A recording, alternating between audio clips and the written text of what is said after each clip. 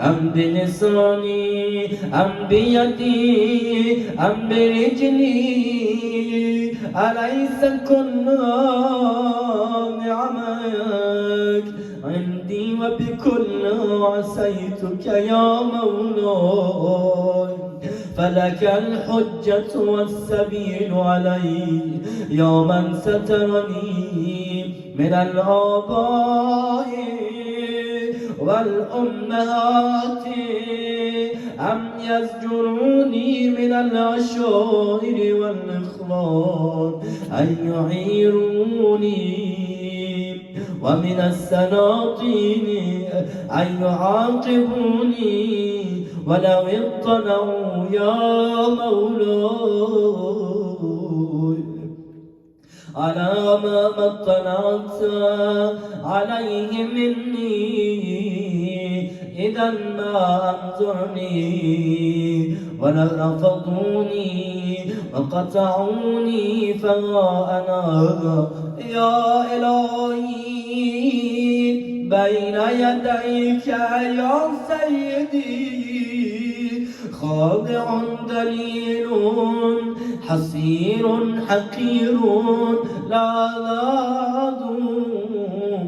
وبراءة فاعتذروا ولا ذو قوة فانتصروا ولا حجة فاحتجوا بها ولا قائل لم نهتر قائل لم أجترح ولم أعمل سوءا وما عسى الجحود ولو جهدت يا مولاي ينفعني كيف وأن ذلك وجوارحي كلها شاهدة علي بما قد عملت وعملت يقينا غير ذي شك إن أنك سائلي من عظائم الأمور وأنك الحكم العدل الذي لا تجور وعدلك مهلكي ومن كل عدلك مهربي فإن تعذبني يا إلهي فبذنوبي بعد حجتك علي وإن تعفو عني فبحلمك وجودك وكرمك لا إله إلا أنت سبحانك إني كنت من الظالمين لا إله إلا أنت سبحانك إني كنت من المستغفرين لا إله إلا أنت سبحانك إني كنت من الموحدين لا إله إلا أنت سبحانك إني كنت من الخائفين لا إله إلا أنت سبحانك إني كنت من الوجلين لا إله إلا أنت سبحانك إني كنت من الراجين لا إله إلا أنت سبحانك إني كنت من الراغبين لا إله إلا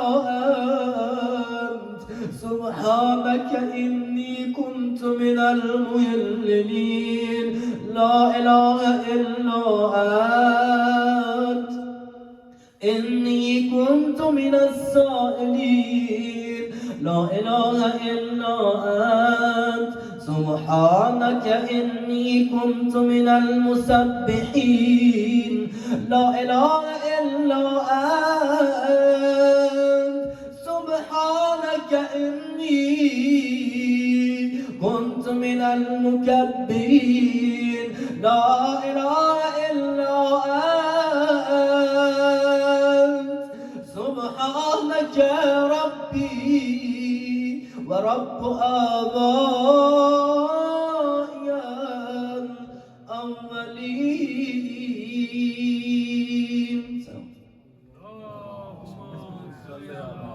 محمد وآل محمد. اللهم هذا ثنائي عليك ممجدا وإخلاصي لذكرك موحدا وإقراري بآلائك معددا وإن كنت مقرا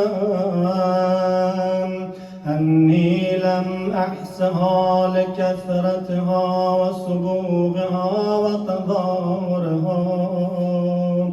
وتقادمها إلى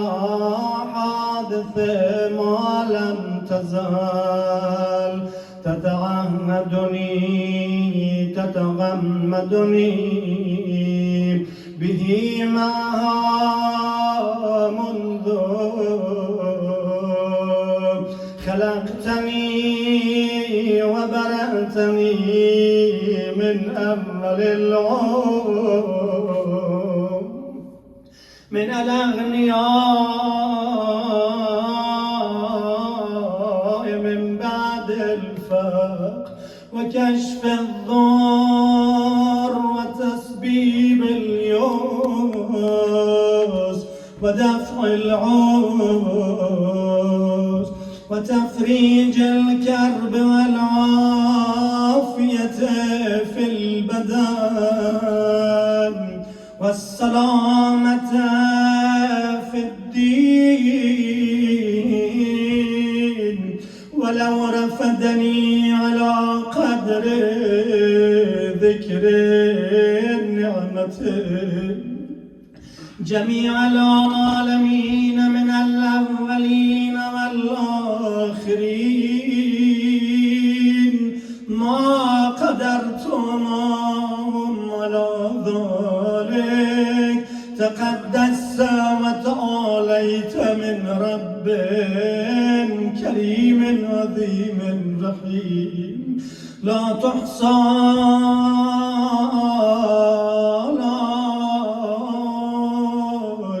ولا يبلغ ثناؤك